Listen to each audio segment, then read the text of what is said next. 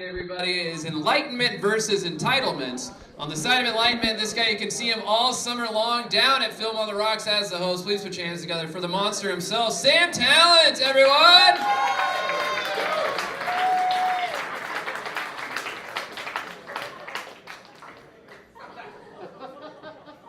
Do you want me to wait, or...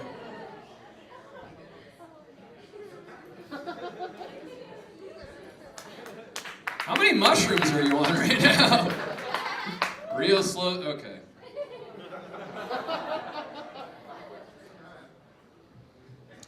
He just whispered in my ear, "You're the emperor." I don't know what that means. But he's definitely on mushrooms right now.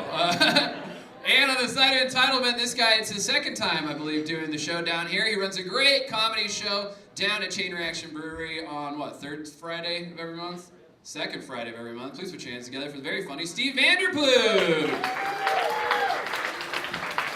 You're going first on the side of Entitlement.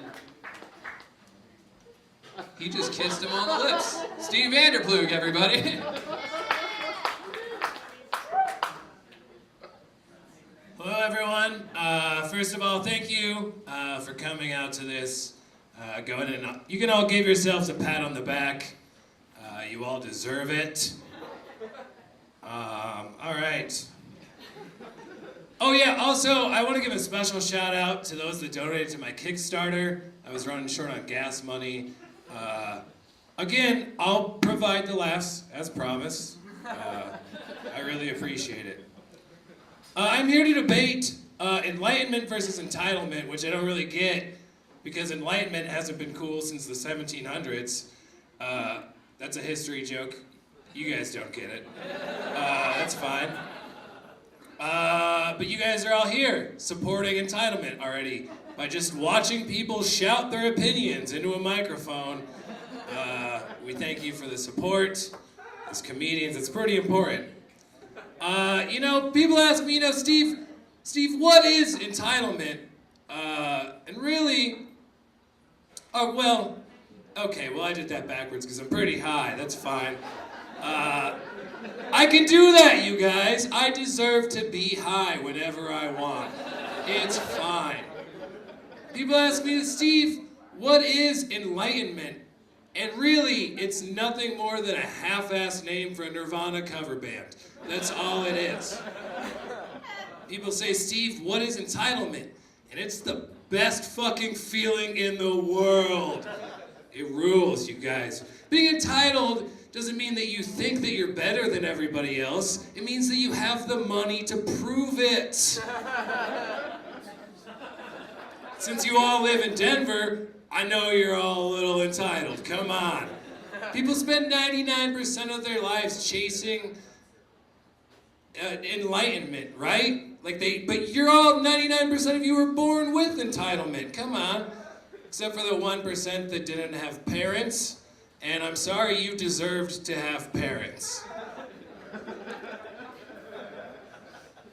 Let's look at Hollywood, for example. Hollywood has a ton of enlightenment. It's the best. Let's just look at a movie like Charlie and the Chocolate Factory. You're telling me that if you had the chance, you wouldn't go down in a river of chocolate? The fucking Augustus Goop rules. I'm so on board with that dude. Here's some entitled celebrities for you guys. Amazing hip-hop producer, Kanye West. Filmmaker, Zach Braff. We also have music maker, Justin Bieber. Do you guys know who represents enlightenment in Hollywood? Steven Seagal. That's it. If you put two enlightened people in the same room, it's going to be as boring as watching paint dry. If you put two entitled people in the same room, you're going to have the last 20 years of MTV. I know you guys have probably downloaded something illegally because you felt that you didn't need to go pay for it. And you didn't, because you deserve to see the Fast and the Furious for free. All 7 of them. That's fine, you guys. I'm not going to apologize for that last one, because I'm entitled. And entitled people never apologize, right, Sam? That's a rule of comedy. Again, not going to apologize. Not even for this next joke. People like to meditate and get Om, right? The only Om I need is a chrome Lexus.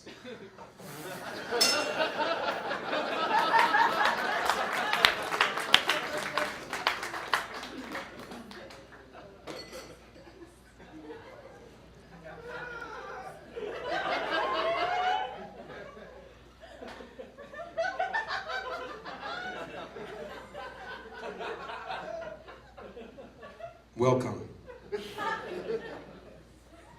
Thank you for making the choice to better yourselves this evening. I, of course, am local hero Sam Tallent. I'm an artist, a valiant lovemaker, and I'm currently breaking not one, but 2 health code violations.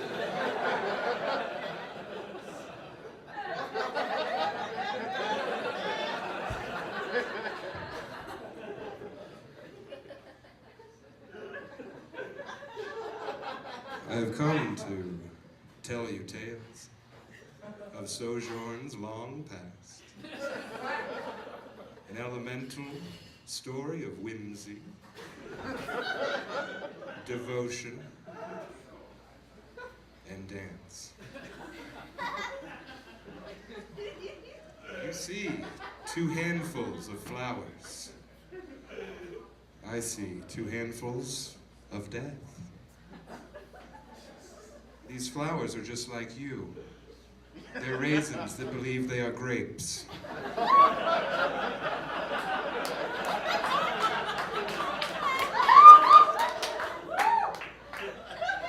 As soon as you were born, you had one purpose, which is to die. None of you are living. All you're doing is maintaining a steady decline towards a time when you will be enfeebled, weak, alone, and afraid of what society has done to the world you once knew and held dear. There's a grave out there already dug. You just have to get there.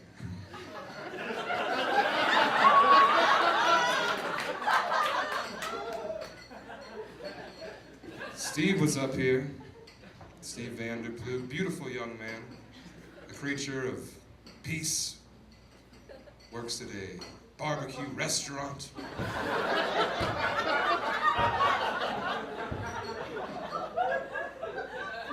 He lives with a closeted homosexual. If you're not laughing, that means you're not friends with Steve's roommate. These are all labels that Steve has taken on his path towards what can only be called a buffet of decadence for bugs and owls. That's right. You think your choices matter. You think your lives are so special. You're not. You're nothing. You're nothing. No one cares. Everything you believe in is actually pointless. And you waste way too much time of your free gift that is life on Netflix. Yes, it's not time to laugh. It's time for earnest realizations about a languid life misled.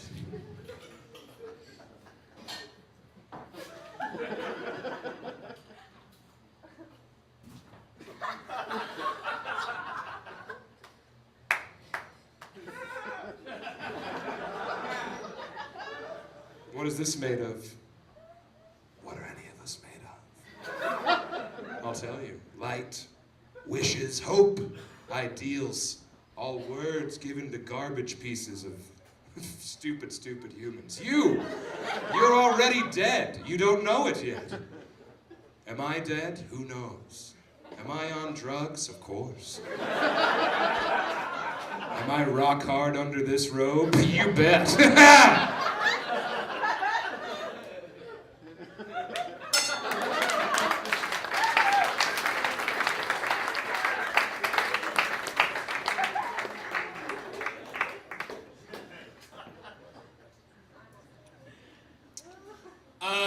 Whatever that nonsense was, that's fine. I just want you guys to know, right? Like, I feel like women are entitled to equal pay, right? Other races are entitled to equality and not getting shot by the cops for no fucking reason. Homosexuals are entitled to get married. And I feel like you guys are also entitled to know the truth. Yes, it's true. You guys, the name Steve Vanderploeg is and always has been a stage name. Yes. I was born Richard Rich III. And as Steve Vanderploeg, P-L-O-E-G, may go down as one of the greatest stage names in history, you guys are entitled to the truth. In the 1950s, my father had a very popular comic book about his life. He offered me the same, but who wants to bother reading pictures? I said, "Shut up, Richard Jr. That's stupid. I want a movie made about me, idiot." And so in 1994, a biopic film called Richie Rich came out about my life. It starred Macaulay Culkin in his last role as a child film star. I even was my own stunt double, you guys. That was me hanging out off of Mount Richmore. You guys remember? Because my life is awesome. I'm the best. You guys, the things that Macaulay saw changed him. He was no longer a child actor. The realization that he was already too late for him to be as happy as me was like a stern slap in the face from my father via Mr. Cadbury II. My butler, you guys. It's fine. He was real innocent at first. I remember one time on my jet carrier after having flown my custom cold-plated F-18 fighter jets, he asked me, "You know, Steve, what about money? Aren't you afraid of like a recession in like, I don't know, the late 2000s or something?" And he said Richie, not Steve, also, because that's a name I made up.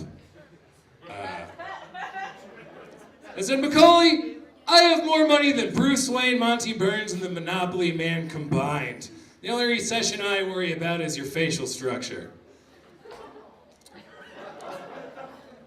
Then there was the day at my family's private Jurassic Park theme park. We had just gone off the Velociraptor ride when he asked me, "Richie, how can you trust anyone?" I responded, "Well, Macaulay, when you buy your friends, you don't have to trust them. That's why they're called trust funds." Listen, Macaulay, if you can still afford to go to college, you can just join a frat and see how much easier it is than developing a personality. I was having far too much fun living my life to realize that Macaulay needed help. Now, he deserved help. He came to me one day explaining that he felt an attachment to my life. It was like having a postpartum depression, even saying goodbye to my 96-hole golf course. Gave him some benzos for my anxiety, and he said, "Are you sure this is okay?" I said, "Macaulay, are you kidding me? I have an unlimited supply of pills." That doesn't sound nice to you guys? Anyone? At least Sam's on board, I know that. He became very addicted. I don't talk to Macaulay anymore. Not because of the whole, he was upset, but I just can't handle the fact that he started a pizza-themed Velvet Underground cover band. You guys don't know that one either, huh? That's what Macaulay Culkin chose to do with his life. After, doing heroin, which was his enlightenment, which was the point I was going to get to after you guys didn't get that reference, which is fine. Don't give in to the cult. You guys want a cult? I'll buy you all cults. Who wants a cult? All right, well, that's me blowing it.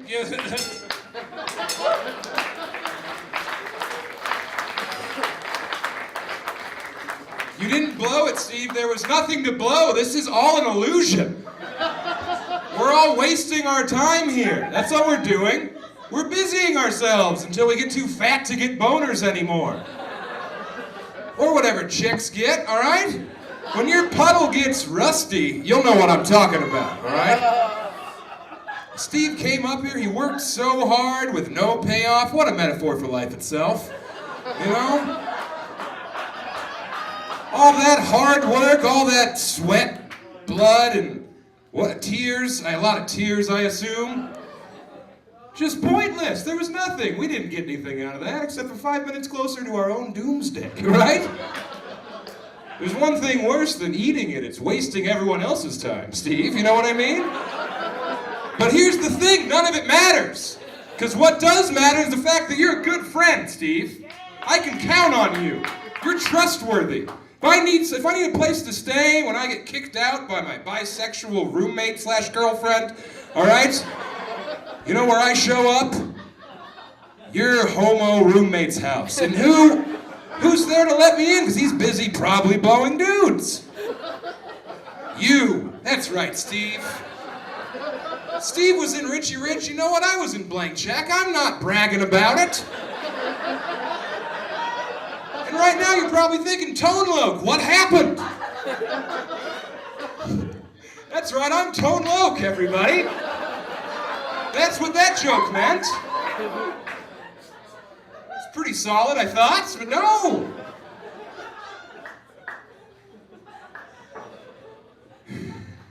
I really have a lot of sincere things to say to you people.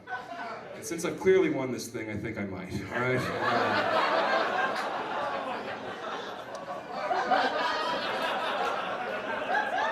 I have nothing to lose at this point, all right? Just like all you people. Am I a big fat idiot that smells awful most of the time? Yeah! All right? Do I sometimes wake up with Skittles in my hair? Uh-huh, yeah I do. Am I allergic to honey mustard, but instead of not eating it, I pop a couple Benadryl so I can catch that sweet musty buzz? Yeah! All right?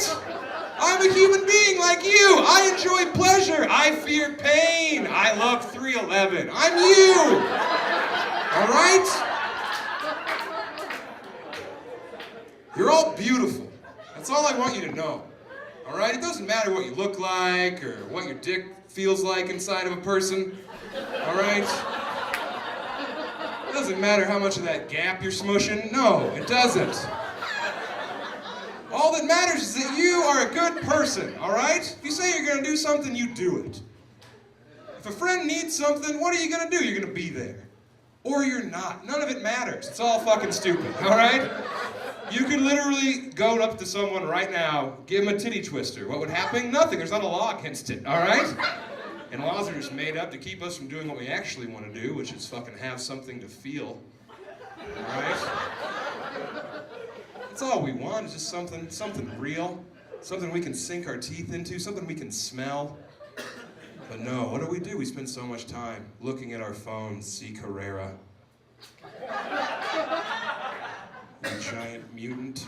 Z Carrera, 6'5", 385 pounds. He's got a dick, like 5 dicks that formed a dick co-op. Whenever he gets a boner, his feet fall asleep, all right? He's got a hammer. Kev, I don't know what I'm doing, but don't ring it yet, all right? Don't ring it yet. Whatever I'm gonna do, probably funnier than the next debate, let's be honest, all right? What is it, boobs versus groobs? Do you got, all right, see? Guys. I'm on the verge of tears, honest to God. All right, I am very close to saying a lot of things that I mean, but instead, everybody, I want to do one thing. You see a flower?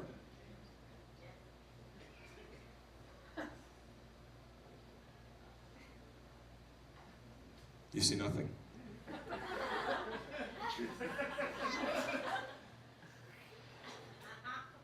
See a boner. Look at that.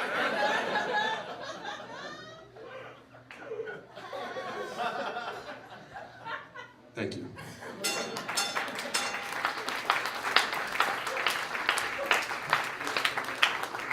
I honestly don't know what the fuck's going on around here today. I'm to be completely honest with everybody.